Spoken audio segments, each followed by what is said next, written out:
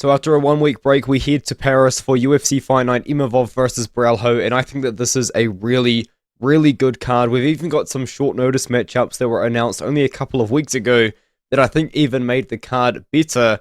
And I think overall, this is just a really solid card. We have multiple very important debuts. Former PFL champion making his debut, former Octagon champion making his debut, former KSW interim champion making his debut. I think that this is honestly a very stacked card, and I think that this also has a lot of potential for underdog opportunity. I think there's a lot of potential here for exciting fights. I think we're going to get some finishes, and I think overall we're going to get a very good card. Now, this card does take place in the middle of the day on Saturday. Unfortunately for me, this takes place at 4 in the morning on Sunday, so I will try my best to wake up to watch this card, but honestly I think that it should be a good one and definitely will be worth it for the early start. Of course, if you did want to check out my Contender Series predictions, I have made a video for that on this channel, as well as I have written an article for We Want Picks on the We Want Picks website, as well as you can check out Angelo, Jacob, and BetSam's bets and predictions, and everything else along those lines, of course, on the We Want Picks website. If you did want to sign up, you can use the code ARTEM for 10% off your first membership, and the link in the description below. With that being said, let's get into my predictions. No, before that actually, poster review. Good poster. I like it when they go overseas or they go to some sort of different location and they implement some sort of local thing. I don't know if this is a very notable roundabout in Paris, but it probably is. And it almost looks like they've used like some sort of famous sort of painting style as well in the background. I think this is a good poster. I think it is one of the better posters we have seen recently. I actually quite like it. Alright, the first fight on the Tapology order is going to be Shauna Bannon versus Sam Hughes, and I really do hope this is the first fight on the card, because it means that I'm going to get a half an hour sleep in. But I do think that Sam Hughes wins this fight, and wins this fight somewhat easily. Now, Shauna Bannon is on a win streak, to my surprise, after her very poor debut in the UFC, of course, against Breno Brazil, but since then she's gotten a couple of wins, but not really over the best competition in the UFC. I think that Sam Hughes, she has shown time and time again that she's got very good cardio, she's got very good wrestling. Shauna Bannon, of course, is a former kickboxing world champion in WAKO, but I do think that Hughes, just kind of with her pressure, with her cardio, with her wrestling, cannot wrestle Shauna Bannon for 3 rounds and is going to get a decision victory in this fight. And now Rinat Fakhetdinov is going to be taking on Andreas Gustafsson. And I know that BetSam thinks that Andreas Gustafsson is the second coming of Jesus Christ. But to me, this is a little bit of a prove it sort of moment for Gustafsson. Because the thing about him is I haven't forgotten some of his performances in the past, in which I thought that he did look a little bit sort of susceptible to damage. Like against Tony Lampinen, he went to war in this matchup. He took so much damage. Jordan Luttebeck, the kickboxer, out-wrestled him in this matchup. Now, we do know that Luttebeck was a very naughty boy, did get into some USADA complications in his UFC career, but still, seeing him out-wrestled by Luttebeck was insane to me. But with that being said, he did actually have a very dominant victory over Chaos Williams in his last fight, which he just out-wrestled Williams over and over again with his Greco-Roman wrestling style, and Williams just could not do anything about it. On the feet, he's incredibly dangerous because he will just come forward and swing with absolutely no regard for defense at all. He is absolutely massive for the weight class, and he does have a lot of power. With that being said, though, I still think that Rinat Fakhetdinov, despite him, I would say, coming off 3 bad performances. Like, I know that, you know, he was looking good until he wasn't against Zaleski, but he didn't look very good against Dalby, and he didn't look very good against Leal. In fact, a lot of people think Leal probably won that fight. I still think that Fakhetdinov is the much more proven guy. I think that his record is a little bit Khabib-ish, in which a lot of these wins are not over very good competition at all. But in the UFC level, we have seen him go out there and dominate some pretty decent guys, if you did want to consider Brian Battle to be that. But we've seen Rinat Fakhetdinov tested at the UFC level much more than Gustafsson. And for that reason, I think that it would be a miss for me to not select him as the underdog in the spot. I know that Gustafsson was the dog at the start of the week, and I think if you got on him as the dog then, you were probably on the right side. But I think for this one, now that Fakhetdinov is the dog, I'm going to be selecting him to win this matchup by decision. I'm very curious to see what Gustafsson looks like if he gets taken down, because against Luderbeck found his own success by getting the takedowns in that fight. Now, Brad Tavares takes on Robert Bryczek, and it seems like Robert Bryczek is a very popular underdog this week, and personally, I can't really get behind it. He was signed to the UFC, of course, I believe because Joanna Jędrzejczyk has actually started a management company, and she's going to start getting a lot more Polish fighters in the UFC. Probably not good news for KSW. I'm sure they're not thrilled about that in any way whatsoever. But Bryczek, honestly, on paper, he looked really good. Like, he was knocking these guys out in the first round. Even knocked out Lee Chadwick, who was like a really kind of solid, all-around regional guy over there in the UK. But in general, he did look pretty good, and I thought against Ihor Potieria, he had the perfect opportunity to get a knockout, because, you know, Ihor Potieria just is not a very good technical striker by any stretch of the imagination whatsoever. And to be fair, Brad Tavares at this point in his career hasn't been looking incredible. But one thing that I can guarantee about Brad Tavares is that his takedown defense will hold up against Bryczek, and it's going to be a striking matchup unless Brad Tavares wants to take it to the ground. But even then, I think as long as the fight is on the feet, Brad Tavares should find his success with his own sort of boxing style, and also kind of working away at the legs over 3 rounds as Brad Tavares does. Is there some concerns about Brad Tavares' age and wear and tear in the UFC at this point? Because I do believe he's been in the UFC since he was 5-0. That is correct. He's had 26 UFC fights. He has had a couple knockout losses, and some of them have been quite recent. But I do think that he should have the skill set to beat Bryczek over 3 rounds in a decision victory, which should be a relatively fun fight, I would consider. Sam Patterson takes on Trey Waters. I do think that Angelo from We Want Picks actually did make a very compelling argument to be picking Trey Waters, and I do know that I am seeing a lot of online discourse regarding that Sam Patterson's going to be the guy in your parlay that's going to kill your parlay. Now, personally, I wouldn't be putting Sam Patterson in parlays. I didn't realize that was something that people were trying to do, because Patterson has kind of proven to have poor striking defense in the past. Now, since moving up to 170, he's looked very good. But this guy did get slept in what was one of my KOs of the year. In fact, I think I actually did award it the KO of the year in 2023, because Sam Patterson was out cold and fighting with the ref for a very long time. Vinicius Sensi even had some boxing success, which isn't really good to see, but overall, we have seen him fight a very solid level of competition on the regional scene, and even in the UFC, coming off a couple of pretty good first round finishes as well, especially the knockout over Danny Barlow is impressive. But he's taking on a guy that's also as tall as him, in fact, probably taller, 6'5" Trey Waters with a 77-inch reach, and he is a guy that fights behind that reach. He pops the jab quite a lot. You know, he does wrestle on occasion, does use those limbs like Patterson on occasion to look for submissions, but Waters is a guy that wants to keep this fight at range. Patterson probably does as well, but I think the difference is Patterson's going to be looking for the takedowns. Statistically, in the UFC, Sam Patterson does only have a 35% takedown defense, and I know that is really bad statistically, but I think that he should be able to keep the fight on the feet, and then even then, if the fight's on the ground, I don't think Waters is going to want the fight on the ground, considering we have seen him subbed before, even if it was by a Bomb Fiend brother. I think in this matchup, the more dangerous guy at 170 actually is Patterson, if you can believe it. I don't think he's going to mess around striking here. I think that he probably can get takedowns in some way or another, and if he can't, he will probably try and grab some sort of front choke standing. If he can even do that against someone that's taller than him, I need to keep considering Patterson's not the taller guy in the matchup. I think that, yeah, Patterson's a guy that can work for the back as well against the cage. He's a bit of a BJJ nerd, and kind of picking those guys is scary, but I think that Patterson at 170 pounds is a fantastic move for his career, and I think he's really turned it around and is looking quite good. So give you Patterson by submission here. And now we've got another underdog pick for me, Axel Sola versus Rhys McKee. When this fight was announced, the first thing I thought was, oh, they probably don't want Rhys McKee in the UFC anymore. They're giving him a 10-0 French prospect. And then I watched Axel Sola's fights, and I think the most important fight that you actually should watch when doing tape study for this matchup is actually his win over Gilles Odelha. Now, Gilles Odelha did obviously lose the fight. I mean, that's why he didn't get the unanimous decision over 5 rounds. But you need to watch, especially early on in the first couple of rounds, man. Odelha was landing on Sola, and he was landing on Sola at range. He even hurt Sola with a left hook at range as well.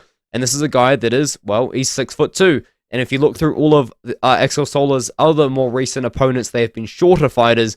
So he just happened to struggle against the taller fighter. And he's taken on a 6'2", rangy, 170-pounder, big guy for 170 as well in Rhys McKee. The way that Axel Sola, does use a lot of his skill set is he is a very explosive fighter. He does throw a lot of boxing combinations up and close, and he also does tend to wrestle as well.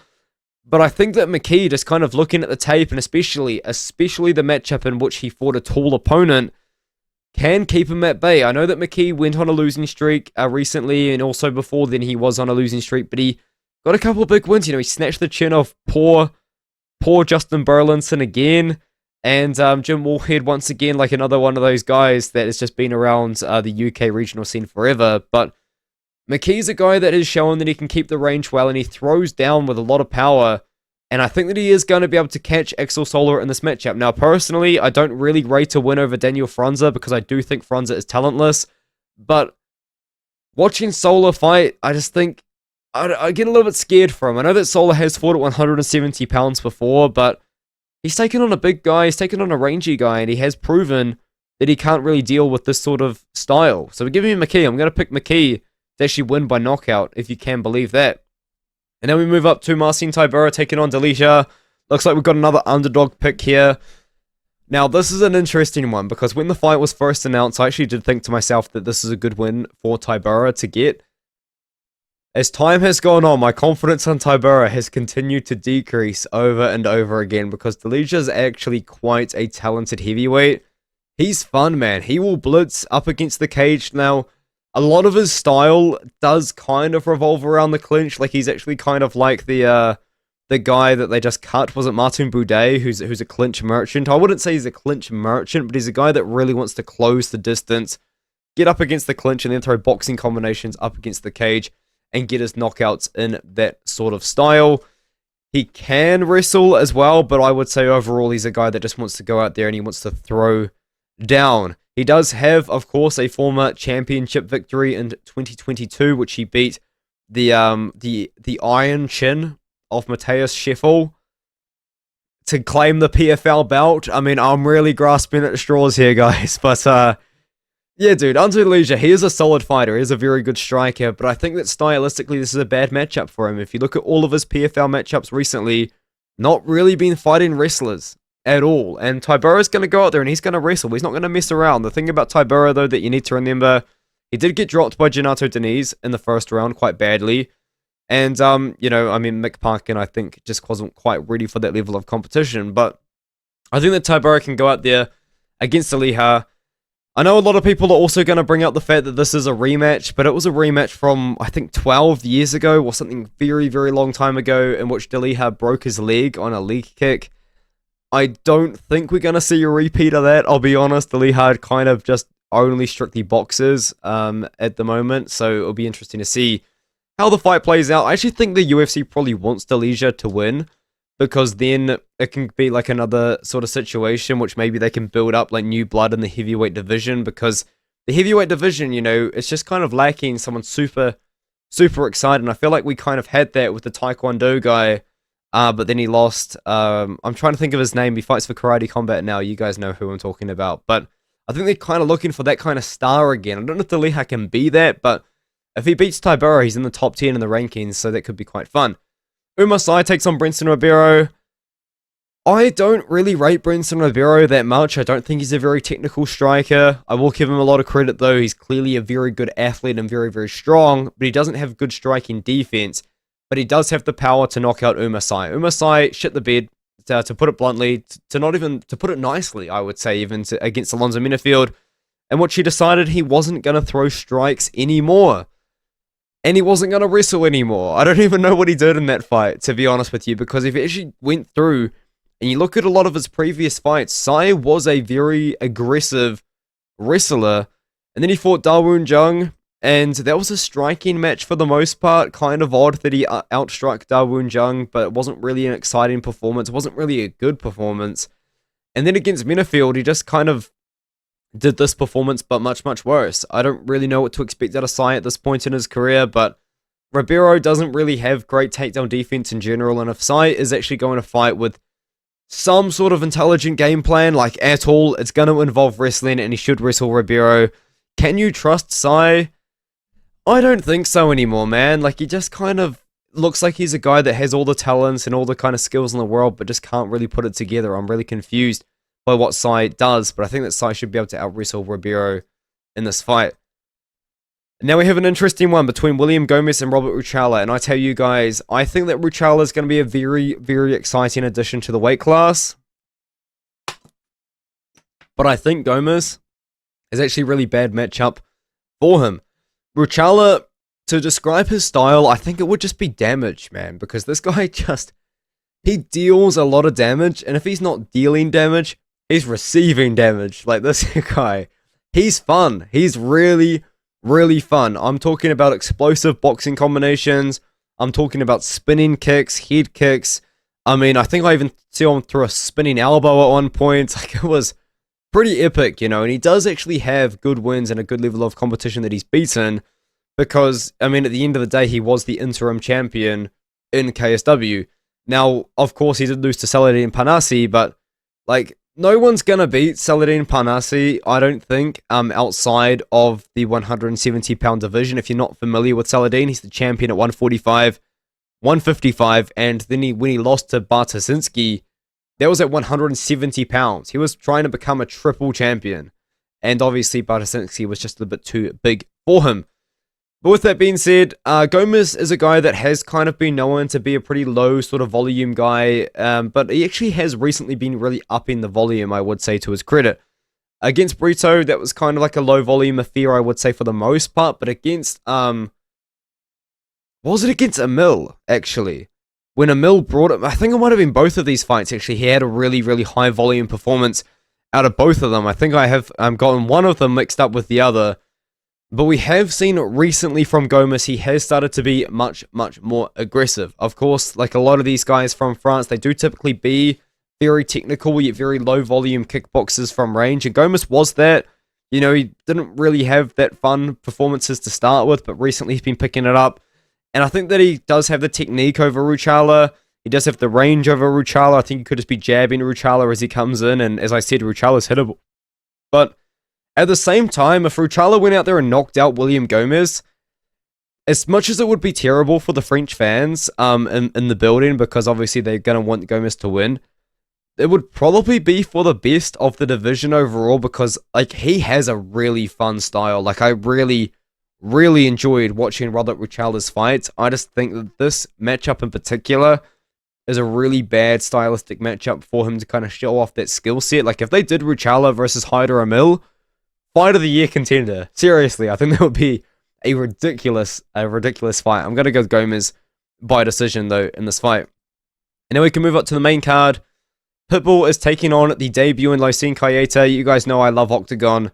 We have the Octagon champion here in Keita, or Losene Keita, I do believe might be how it's pronounced.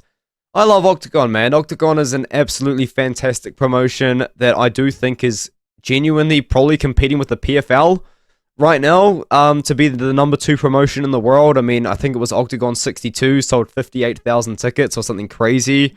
So yeah, Octagon really an underrated promotion, and obviously Keita was the champion.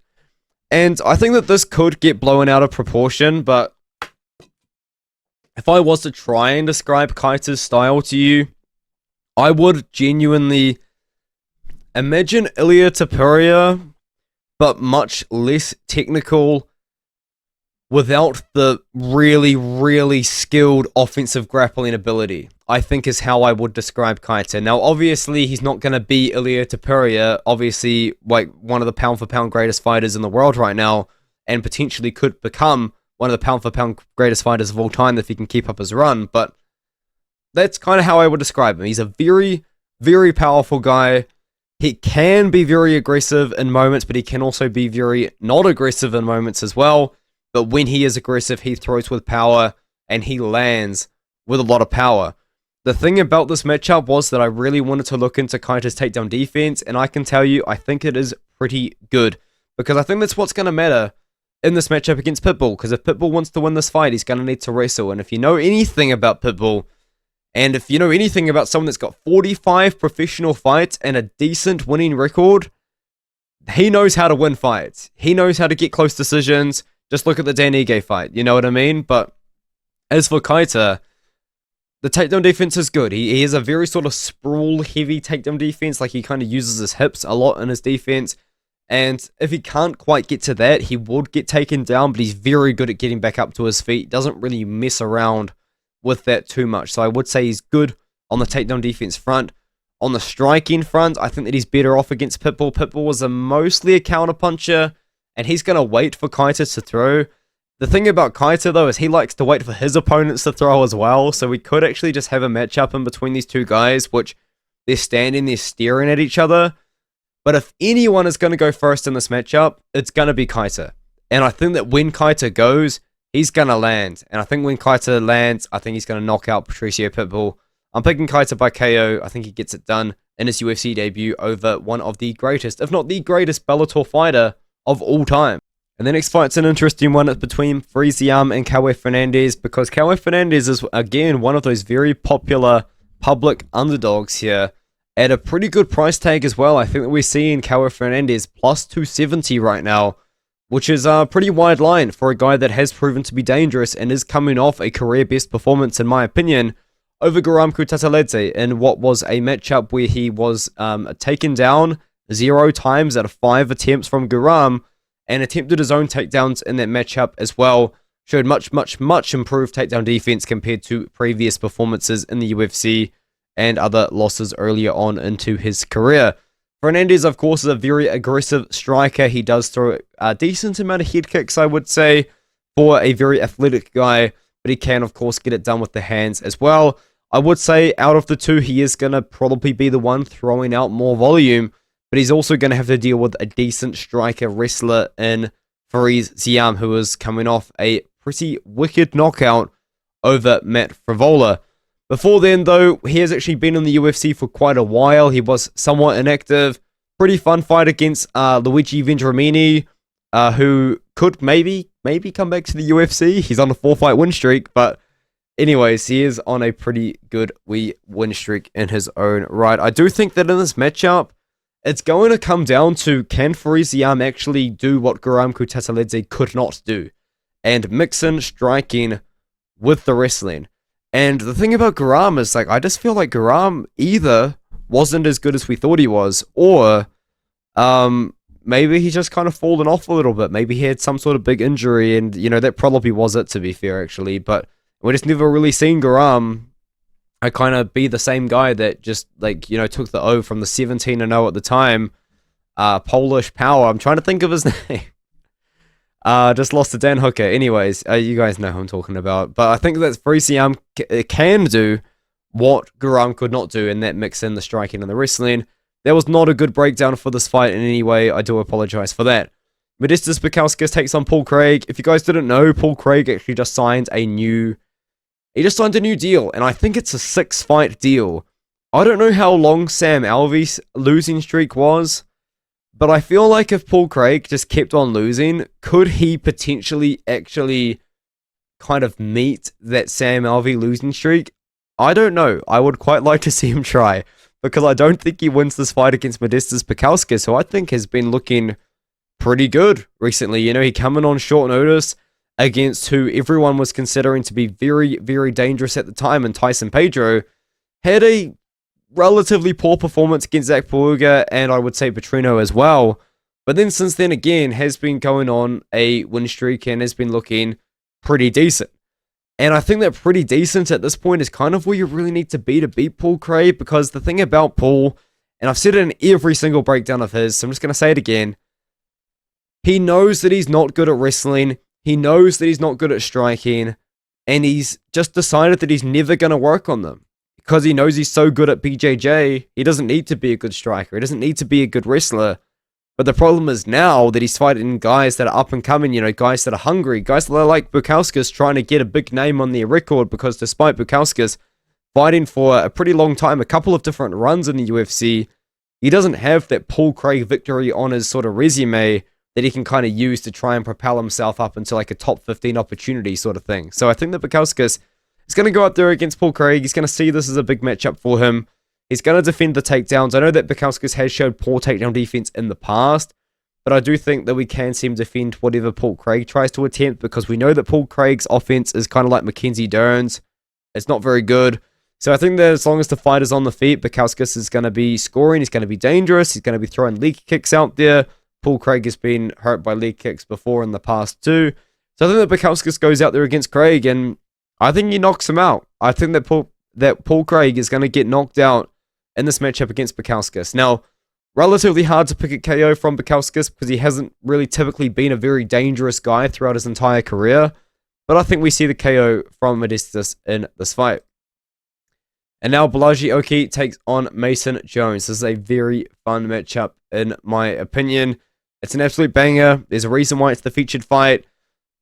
I'm siding with Jones though. I do think that Jones had a bad performance against Jeremy Stephens, who hadn't fought in MMA in years, had been fighting for BKFC. He's been doing boxing against Jose Aldo. He's been doing literally everything except for fighting in MMA. And if you look at his MMA record, his only win was over that 11-8 guy from Ireland, and a lot of losses in the PFL aside from that. So Stephens wasn't on a good run, and Jones and him had a pretty close matchup. Now, I think a lot of it was bad fight IQ from Jones. I think he kind of got sucked into the war. And I don't think that against someone like Bolaji Oki, like he's going to get sucked into a war against Oki. Oki's a very interesting prospect for me because I will put my hand up and say I did actually pick against him on the Contender Series. I really got sucked into the hype of the former Glory kickboxer Dylan Salvador, and then knocked him out in the first round. So, unfortunately, Glory kickboxers, aside from Alex Pereira, and of course the GOAT Artem Vakatov, aren't really finding that much success in the UFC recently, I would say. But, you know, Bolaji Oki looked good, and then kind of he has had, in my opinion, some pretty up and down performances since then. I think that Jones has sort of proven himself. You know, he chose not to re-sign with the UFC when his first UFC contract was up. He wanted to spend some time on the regional scene. He wanted to get a bit better. And he kind of did that. You know, he did fight a guy from Brazil that just kind of was there for him to beat, to be honest. And then after that, he fought some good guys. He fought Bryce Logan, who's a pretty solid guy from the USA. Had a war against Michael Pagani, who was like nearly guaranteed to be in the UFC at some point in his career, despite him having a couple of his setbacks in his own right. But he's pretty good. Jan Lias was one of George Hardwick's best wins on his record before he went on to the Contender Series. So Jones has been kind of doing it on the regional scene. I think now that he stepped up against Oki, we're going to see another good performance from him, where he's going to be utilizing those rangy strikes and mixing in the wrestling and the grappling, which we did see a bit of course, against Stephens, because I think he got 8 takedowns against Jeremy Stephens. I think we see Jones win this fight. The co-main event, before we get into it, this is France versus the Fighting Nerds, pretty much, and I actually have a take on this. I think that one of the two are going to go to France, and then one of the two is going to go to the Fighting Nerds, and I'll just tell you guys my picks now. I do think that Mauricio Ruffy is going to be the Fighting Nerd that wins here, and I do think Imavov is actually going to beat Borralho as a current underdog as well. The thing about Ruffy is, a lot of people can say, oh, but who did he beat? Who did Ruffy beat? Where has Ruffy shown good takedown defense? And you're not really wrong. I mean, my response to that would probably be the Raymond Magomedaliev fight, which was actually at 170 pounds. But you know, there's kind of something special about him. And it is a little bit frustrating in the way that he fights in some ways, because I think that he can maybe get exploited by like a really talented striker. Like, I know he's retired, but I think someone like Dustin Poirier would probably be the kind of sort of style that would give Ruffy problems. Like, I think that striking-wise, if you really kind of think about it, it will take a boxer that can close the distance to beat Ruffy. Like, Dan Hooker, I think, has a really bad style to beat Mauricio Ruffy at the top of the rankings. But I think that someone that they can close the distance quite effectively, like Poirier could, or even Justin Gaethje, would have a good style to beat Ruffy. But anyway, I'm getting so sidetracked, because Benoit Saint-Denis is not going to strike with Ruffy. In fact, if he does, I would be quite surprised. I think he's going to wrestle. And the thing about Benoit is, you could probably make the same sort of comment, like, who are Benoit Saint-Denis' best wins? But I would also kind of respond to that, like, He looked really good in the loss against Poirier, in my opinion, and I picked Poirier in that matchup, and I tell you guys, the hatred that I got for that pick was off the charts. Benoit Saint-Denis fans do not play around. I think that they are probably more dedicated than Khabib's fans, genuinely, when it comes to defending Benoit Saint-Denis. So they're not going to like me picking Ruffy. I'm well aware of that. But, you know, he knocked out Matt Frivola very quickly. Thiago Moises is always going to be a good win to have on your record. Just kind of the fact that he gave Islam Makhachev a tough fight. And he beat Bonfim in the first. So I don't think that argument really holds up for Benoit. He's had some bad performances in the past. Like even kind of getting smoked by Moicano. But that was in the grappling. Ruffy's not going to shoot takedowns in Benoit. This is going to be a striking fight as long as Ruffy can keep the fight on the feet. And as long as Ruffy can keep the fight on the feet, I think he's the more accurate striker. I think he's the more dangerous striker as well.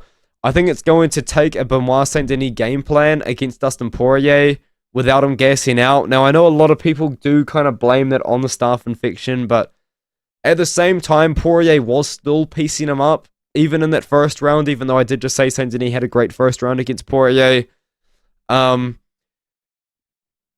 It's going to take the same game plan that he had against Poirier, in which he's boxing him very close distance and shooting takedowns against Ruffy over and over and over again to beat Ruffy. But as I said, we've seen Ruffy defend takedowns against a big guy in Raymond Magomedaliev. In fact, actually in that matchup, it was Ruffy's cardio that really won him the fight. And I think that we can see kind of Ruffy sort of push through that against Saint-Denis and find the KO blow. Maybe not in the first round, maybe later on in the second or the third round. I think the thing about Ruffy as well is he's going to need to not do spinning attacks, because I think that against someone like Benoit, who's so fast, so reactive, so good at grappling, I think that if Benoit Saint-Denis kind of sees Ruffy go for a spin, I think that's an opportunity for him to actually shoot a takedown. Because, as I said, he's so fast, he's so reactive, he's going to jump on opportunities like that. So I do think that we see Ruffy go out there. I think we see Ruffy go out there and get the knockout, but I think it's going to be in the second or the third round. And now against Imavov versus Borralho, I do think that Imavov does win. Now, I know that Borralho just had a really good performance against Jared Cannonier. Now, I think that a lot of people gave Jared Cannonier 2 rounds in that matchup, and I think they were more of the early rounds, because in the 5th round, Borralho really started to find a zone and really started to find success. So if this is going to get extended, and if you do think about it, Imavov, in the past, what have been his biggest problems? It's been the cardio. In fact, that's actually why I picked Adesanya to beat Imavov in that matchup earlier on in the year, because I was like, you know, Imavov's cardio is not good. This is the main event. This is a 5-round fight. Adesanya's fought so many 5-round fights, but it didn't matter. Imavov knocked him out in round 2, but I'll talk about that matchup in a moment. Borralho is very, very good, and I have been on the Borralho train for a very, very long time. I have never picked against Caio Borralho as well, I will say. I even picked Caio Borralho to defeat Gazi Omagadziev in his UFC debut when nobody else did. He was a dog, but he wasn't a very popular pick in that fight, and kind of ever since then, I've just been going to the well, and I've been picking Caio over and over and over again. But it's time for me to change sides. I really kind of was sold on Imavov after Big Ten Israel Adesanya. Now, I know that Izzy looked really sharp, and that's also an argument on why I think that's such an impressive win, because that was a good version of Israel Adesanya that he knocked out in round 2, I think, you know? Like, Izzy went out there against Imavov, and he was quite aggressive in round number 1. He was throwing a lot of kicks, but Imavov himself caught Izzy with an uppercut in round number 1, was pressuring with the boxing in round number 1, and just kind of overall, I think, was looking good. And then Imavov caught Izzy with an overhand right and knocked him out, ground and pounded him out up against the cage. And I think that's impressive. It kind of shows me that he can land strikes against a pretty technical guy, which I think Borralho actually is on the feet.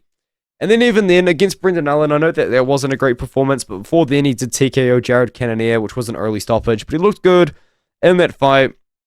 And then against Strickland, that was a short notice Strickland. Strickland actually took that fight on short notice, and he gassed out. Imavov was the one that gassed out, even though it was up a weight class. But in this fight, I think the real sort of secret to Imavov winning is going to be him needing to be able to get takedowns. I think that Imavov is going to find striking success, but I think that we have seen that Imavov doesn't really love it when his opponents are kicking at him from range, and that's what Borralho, I think, is actually going to be trying to do.